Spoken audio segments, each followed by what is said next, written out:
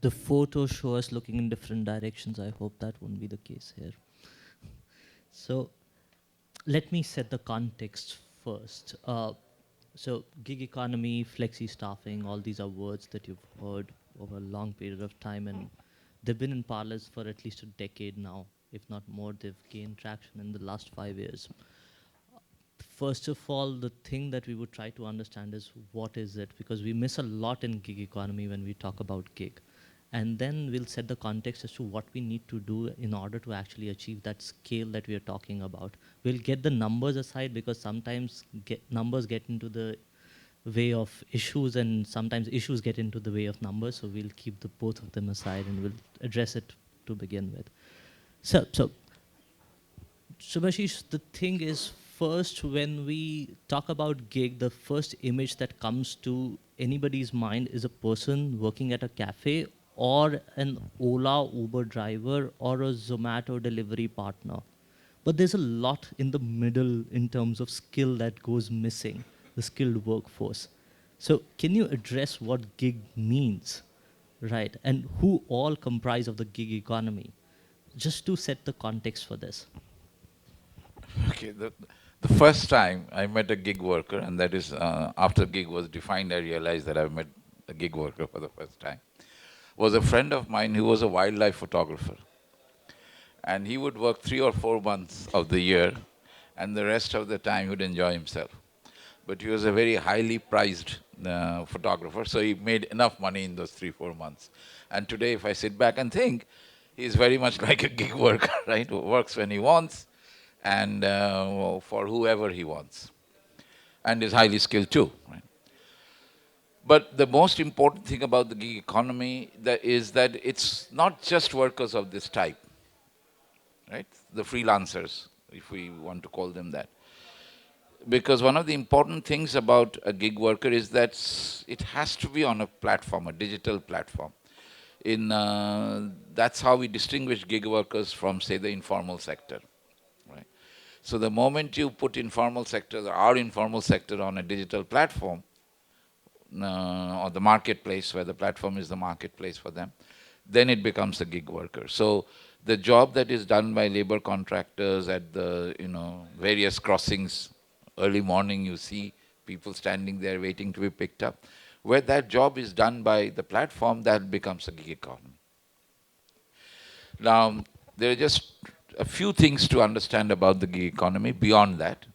There are various different definitions of the gig economy, but this is the most important distinction that you can draw.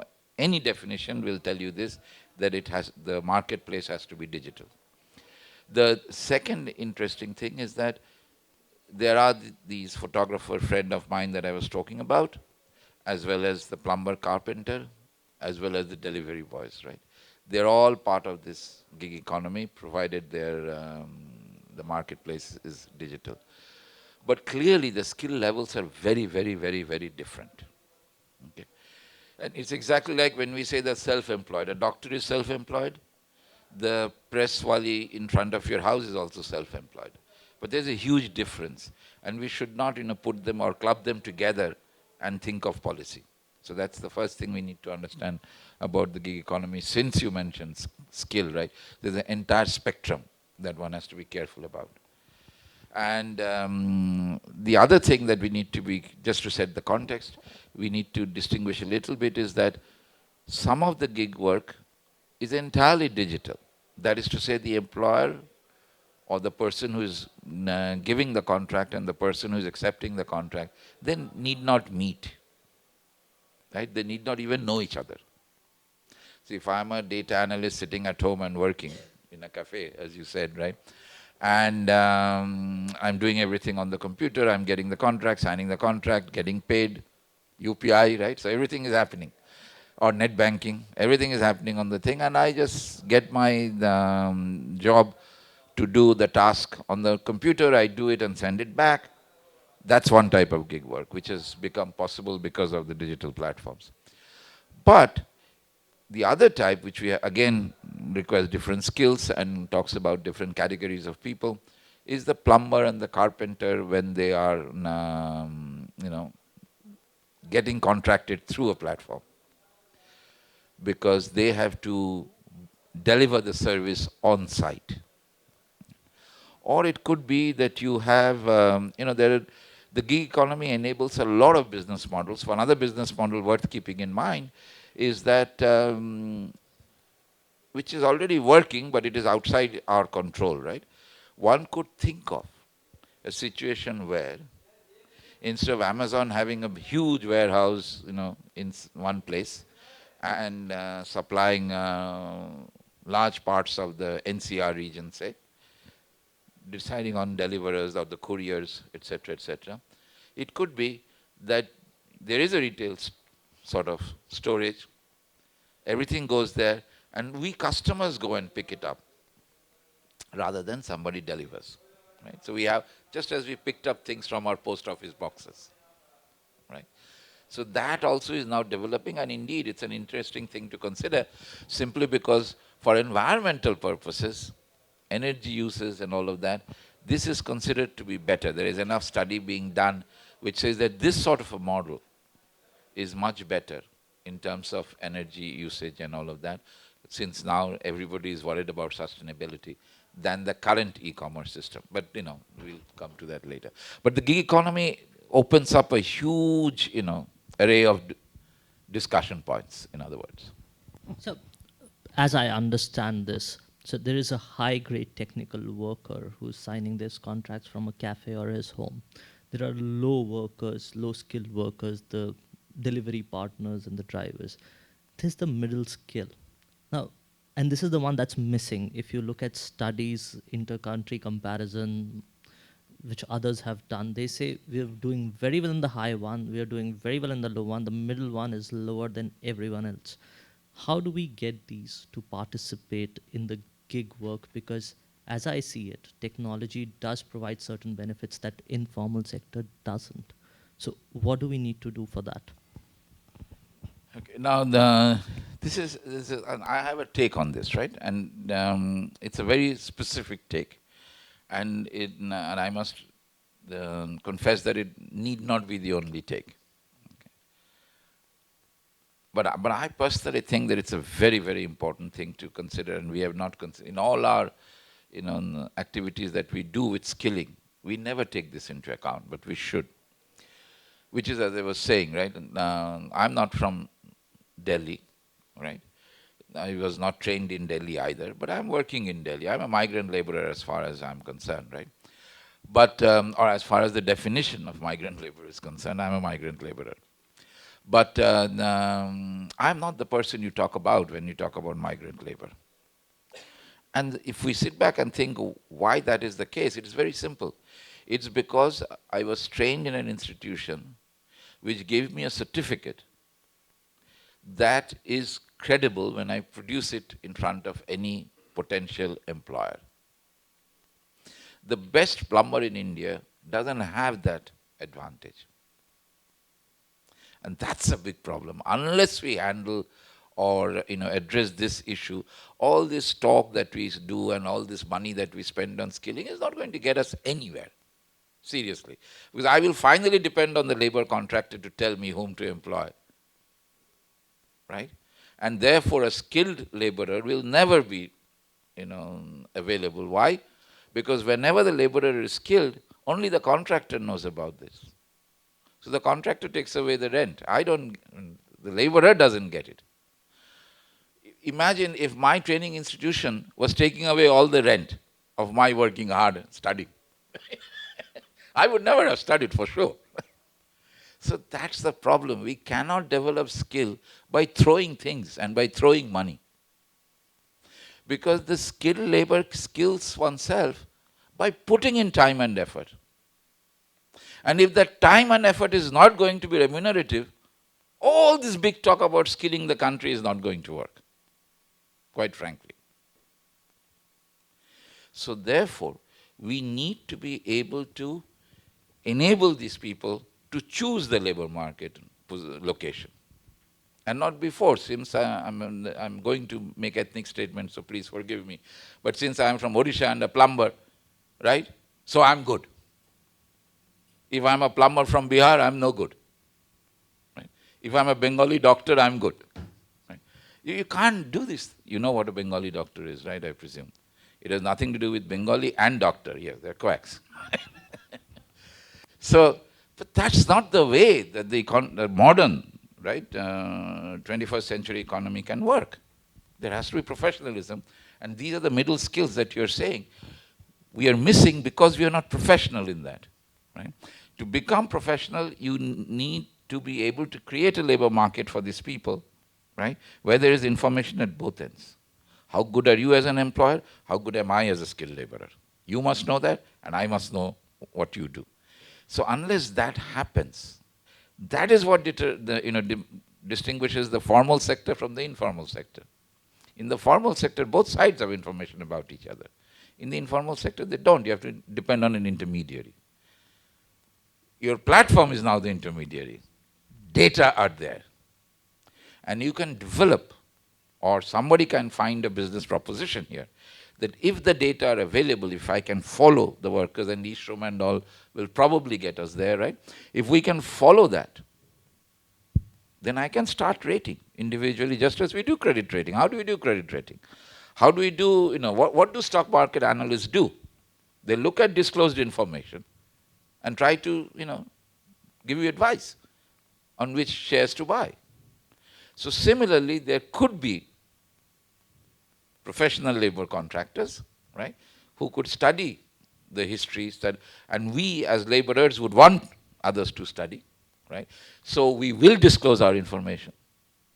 And that will enable us to sit at home and do the work. So we can market ourselves better, provided these data are made public, and unfortunately in current India, data are the hardest thing to get.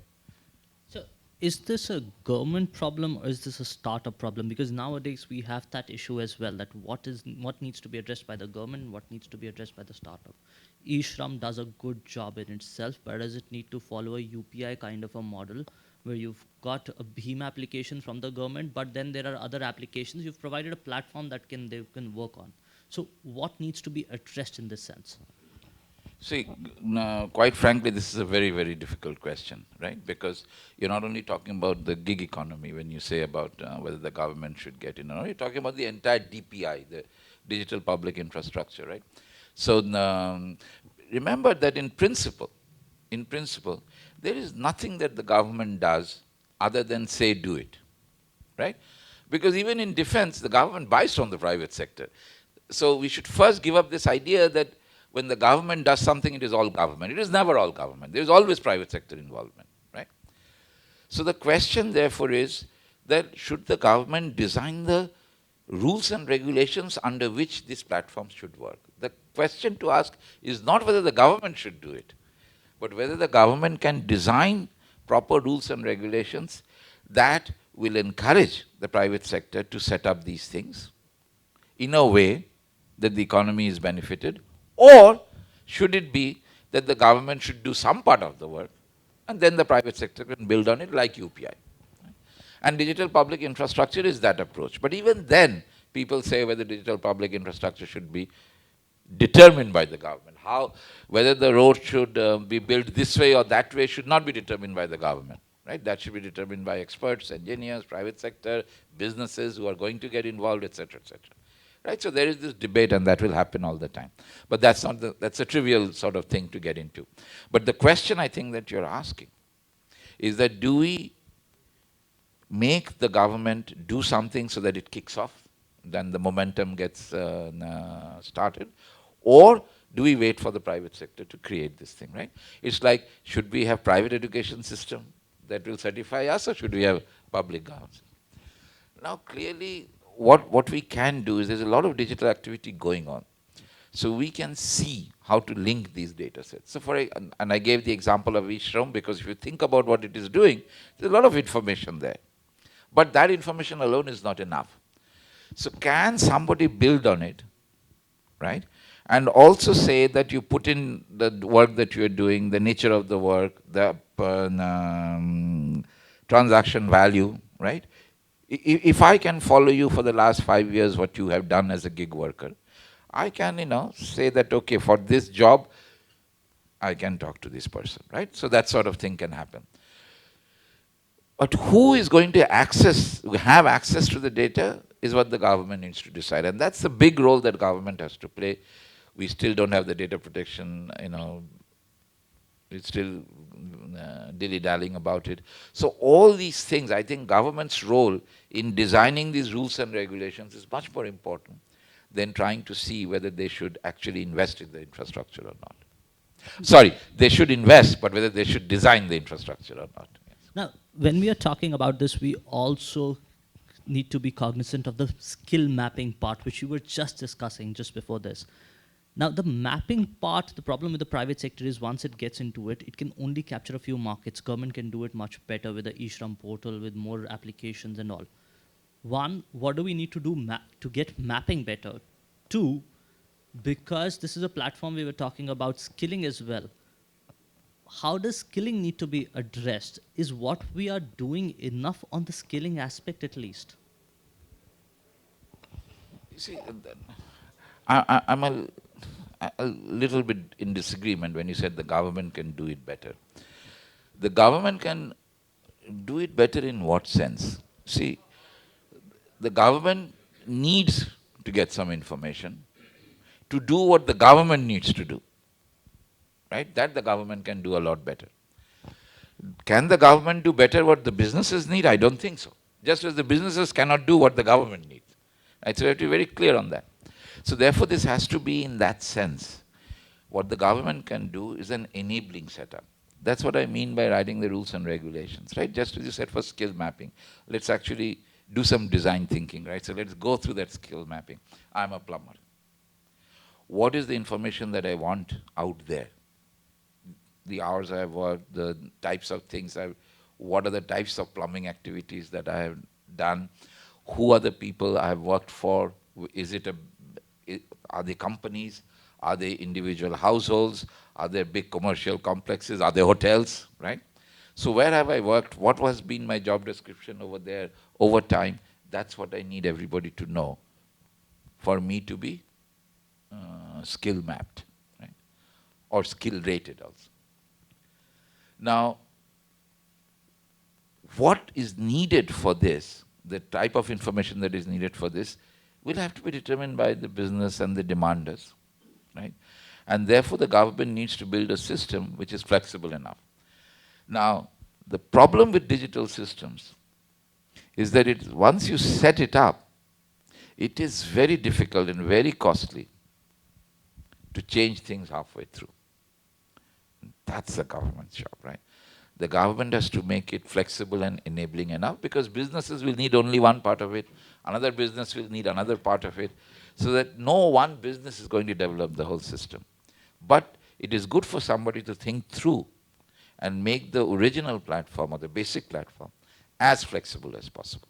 And that's what the government's role is, really. It's like standardization. It's exactly like standardization. Basically, what we're talking about here is trust system as well, right? Which needs to be developed by market. When I get a delivery, I usually give it a few stars, right? When I call a service from ABC, let's not name them, I usually give a star for that service. The problem is there are so many markets where the trust system goes missing, right? What needs to be addressed as far as the trust part is concerned? Because one part of unlocking the gig economy also lies in how we establish trust, right? I remember there used to be this long service cab thing where you could go from one city to another city and you could share your partners and you could bring down the cost. Now, all of that was built on trust. So how do you address in these scenarios, in these middle skill mapped jobs, how do you get that trust part going? So, I'm not very concerned about that, quite frankly, right? The first time I employ you, trust is important, and that's what the certification does. The next time I employ you, I have enough information about you, right? If I have good memory, if I keep records, if I can check up on how you did the last job, I have enough information about you. Right? So it's that first engagement where we need the trust thing, right? Now think about it. You look at various reviews of restaurants and eating places, going out when you go out, right? You look at reviews and go. Can you seriously say that every time the performance indicators that you saw and the ratings that you saw were exactly what you the experienced when you went there? No, right. But you still trust. Why? Because you know that yes, you'll be wrong, but not 50% of the time. And with the passage of time, if you see that there are 100 plus reviews of a particular place, the chances of it being right are higher than if you only have 10 reviews per place. People learn all these things. So that I'm not so worried about the trust issue. That, as I said, the trust issue happens only the first time, and that trust issue is an entry issue, what we call in economics barriers to entry, right? So it's a barrier to entry. I don't know anything about you. The moment I know something about you, that barrier comes down. So that's the role that certification plays. People can enter the marketplace because they have the right certification. And if you keep data, if you, analyze them, then you are creating that objective third-party certification. The important thing about certification is if I train my child and certify her, it's not going to work, right? The trainer cannot certify. The relatives cannot certify. It has to be a third-party objective certification. So that is what the use of the gig data will enable us to do. Coming to something that would concern you more than Recording this in part. progress. Oh my God, okay. So that part of the system is the anything before which should not have been recorded? I have no idea. But at least now I'm not going to say anything that should not be recorded. Let's get you to say something in that regard. One of the aspects there is, we'll finish in about 5 minutes and then we'll leave it open to audience for a few questions if that's okay. So one of the aspects is social security, right? How do you ensure social security in a gig setup, right? Because this has been in discussion for a long period of time, right? How do you get them to participate in the pension system? How do you get them to participate in social security benefits, health insurance, and others? So how does that problem need to be solved, and who needs to solve it, right? And the major part of it comes because companies, would they be willing to pay or not? Should the employee pay himself? If he does, what is the other part coming from? Should it come from the government? Should it come from the companies? Okay. Now, this also is a very difficult question, right? For the following reasons. Around 2011-12, there was a sociologist, you may have heard his name, called Dipankar Gupta, right? So Dipankar Gupta and I, we together took a long look at the Industrial Disputes Act and tried to figure out the social security situation for the informal labor market, right? Which is very similar to what the question you're asking. And everybody thought it can never be done, especially in the government and especially among intellectuals. Everybody said it's a very difficult problem, can't be done, never happen, businesses will never agree, etc., etc. But we were at it, and we finally got it out. And I must say that this was on NDTV. There was a program that was conducted by Karan Thapar. The people who were there was Gurudas Dasgupta. Some of you may have known, he's a firebrand union leader, Gurudas Dasgupta. And there was Sunil Munjal of Hero Honda, right, at that time. They both agreed to what we were saying. On public TV, it's available. You can check it out. So it's not a difficult problem. We just don't do our homework. We just don't think it through. We are terrified. Oh, this can't be done. Why? Because it has never been done. Our standard argument for anything is that it has never been done. So it can't be done. The Sanatani thing is a little bit dangerous, right? We have to think afresh. Professor, the recording is in progress. Oh, sorry. No, but what I'm trying to say is that all that we suggested was very simple. We said that forget this permanent worker and temporary worker distinction. So if I hire a gardener to work on my garden for 1 day, I have to pro rata pay all the social security benefits for 1 day. Exactly like the GST, right? GST, every time you make a transaction, you have to pay. So similarly, you just design the activities, and it doesn't matter whether it is for half a day, or 1 day, or 13 days, or 240 days, right? Which is the, I think it's 240 now, which is the, the barrier that you must cross for to be a permanent worker. Just get rid of it. And both these, firebrand trade union leader and CEO of a company at that time, they both agreed. Who are the ones who don't agree? Many of them are members of IMI. These are the small players. The small players don't like this at all because it increases their cost. But what we suggested to that, because we also talked to the small players, they were also one of our stakeholder discussions, right? So what we suggested, which they agreed to, is that why don't we make it not small, but age? That pehla 5 saal, you don't have to give. But after that, these rules apply to you too. Right? So we need startups, we need innovation, we need experimentation. But we don't need to support the small, because we need big players. We need efficiency. We need innovations. So we need churn. Of course we need churn. Right? But you want to prevent the downside. So when you're small and you're experimenting, many of these rules can be relaxed. Not when you're small, but when you're young. But after some time, you behave like everybody else. So that is what I would say. So even for gig workers, all transactions are taxed exactly like GST, and if the transaction is taxed, then obviously both are playing, because there is some, as we know, incidence of any tax on both the parties. Now, last question, and now we get to the numbers. Niti Aayog report came out, which said that 7.7 million people were employed in gig work in 2021. It would have gone up to about 9 million now. By 2030, 23.5 million people would be employed in gig work. That's Niti Aayog. It can add 1.25 percentage points to your GDP. So for instance, if it's 6.4 right now, which the government has projected, it can take it up to 7.6. Let's get to the part. Very succinctly, what do we need to do to get there? Because let's agree with all those numbers.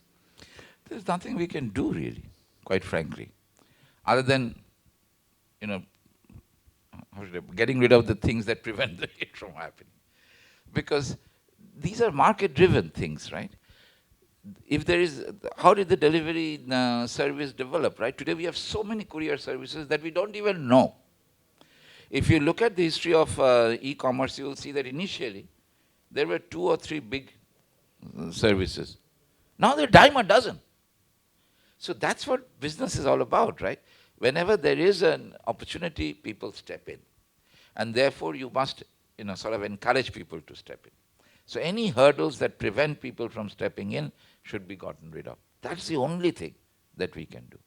Anything else if we try to do will be trying to play the role of being God, and that's dangerous. When the economy is evolving, it is dangerous to try to figure out how it should evolve. So let's not do anything. We should stand by, of course, if there are scams being floated, we should stop that immediately. So we do require good regulators and all of that, but don't try to decide on how it should develop.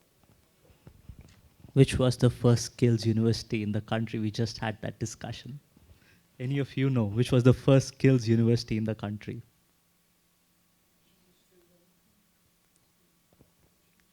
Professor. It was Sriniketan. You've heard of Shantiniketan? So when Tagore started Shantiniketan, he also started Sriniketan. So Sriniketan was the first skills university. And the second one was developed by Ambedkar. We need to relearn a lot of what we need to relearn a lot of our own history, yes, absolutely. We'll In- open in for fact, a few if- questions, if that's okay. 2 questions. Just 1 minute. In fact, one of the problems that I have with the gig economy is that we are concerned about the gig economy because the West is concerned about the gig economy. The gig economy is disrupting the West much more than it is disrupting us. Because we already had the informal economy. Our informal economy is just moving on to a digital platform. That's all that is happening with our gig work. Sorry. Questions?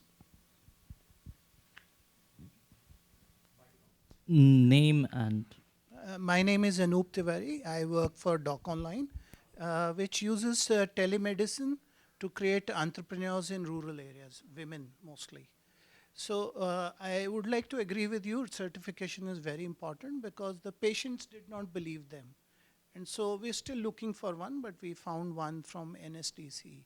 So, uh, you know, do you think, as we are putting out guidelines and all, there should be something on certification also because it's paramount, as you said. Well, I think the question to ask is, can we expect the market to create trustworthy certification? Or do we need a regulator to ensure that the thing is trustworthy? Now, given UGC and everybody's role, I'm very nervous about creating this third party, right? Because it's very easy to get corrupted and be template driven. The thing about it not being institutionalized in that sense is that certificates, the points of certification may change. The indicators that determine, right, may change. And if you look at why is there so much churn, since I'm an academic, that's the best example I can give. There is so much churn in universities abroad compared to the universities here, is because they are not governed by anybody called UGC. For us to change a syllabus takes more than 5 years. It's because we have somebody. So that's why I'm a little bit, let us start this as something where there is no, hang-ups. There is no legacy. So we have a clean slate, so let the market develop the certification, is what I would say. One more question, please.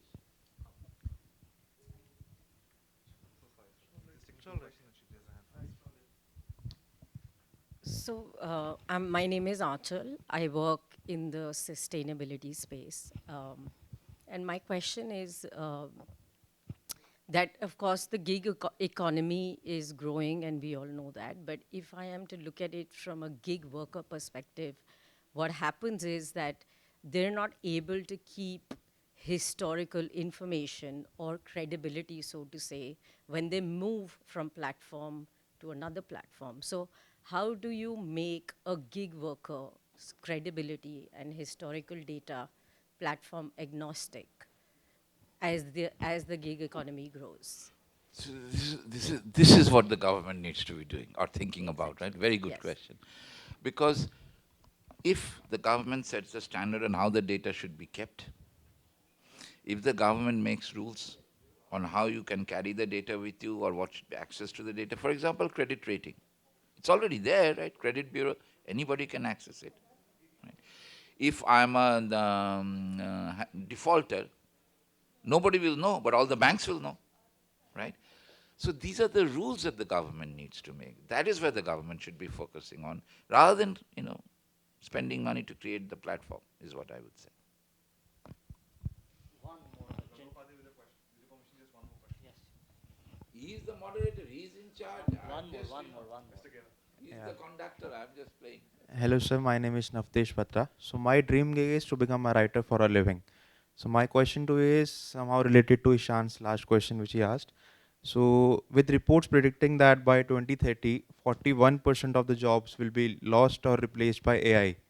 So what are your thoughts and ideas about how the gig workers can adapt and thrive in this AI-driven landscape? So as far as AI is concerned, let me give you my first thought. All right. The first thought is that I'm a very happy man that I have retired. I'm not in the. Our daughter became a teacher 4 or 5 years ago, and I told her, "This is AI is coming. I don't know why you're in this job because teachers are becoming redundant." So the impact of AI has nothing to do with gig working, right? It will happen. But what we are forgetting about AI is, since our generation has gone through tremendous changes, which we are very proud of that. No one has gone through those many changes, right? If you think about where we started and where we are, you'll be shocked. So I'm not going to go into those details, we don't have time. But the important thing is, whenever technology great technological disruptions happen, this is what we do. We run around like headless chickens. Kya hoga, kya hoga, kya hoga? It's nothing to worry, right? Because when we move from these, what is that? What were they called? I even forget the names. Engineers had this, what they call logs. Anyway, so it's like abacus, right? But we move from there to calculators, from calculators to computers, right? From typewriters to computers. I remember I was at that time in charge in the Indian Statistical Institute of the Delhi Center, when we moved from technical typing, where we had all these balls that we changed for alpha, beta, and for letters, electronic typewriters, to computers. There was chaos. ISI Calcutta shut down because we were trying to move away from technical typing onto computers. ISI Calcutta, ISI had an agreement with the union that no computers will be used in any administration. Do you know that? So that's what I'm saying. Don't get panicky, right? Have faith in human resourcefulness. Let's not turn Luddites. You know about the Luddite movement. The destruction of the press in UK happened, right? Because they were fearful that this would destroy jobs. It would create as many jobs as it would destroy. Even if it doesn't create as many jobs, there are fields that we would not have foreseen in the last decade and a half that we've seen. Who would have heard about an Instagram influencer being a job? If I would have told you that about a decade ago, you would have laughed at people. We have Instagram influencers as a job. We are getting more jobs. There's a movie called Her. I don't know how many have watched it. His job is to write letters because a computer cannot put emotion. So there are many more jobs coming. Yes, there would be disruption. Yes, people would have to adopt, but nothing is going to get destroyed until you have a Terminator-like system that destroys everything. And look at the positive side of it. Instead of 90 hours a day, sorry, a week, instead of 90 hours a week, you may be working 90 hours a month. Because remember, when the Industrial Revolution happened and all of these things happened, the work hours were reduced to 8 hours a day. Before that, it was common for laborers to be working 12, 13 hours a day. So think about that. There are good things that could also happen. That's about it. Thank you. Thanks a lot, Shubhashish, and thank you for the audience. Thank you. And thank you, IMAI.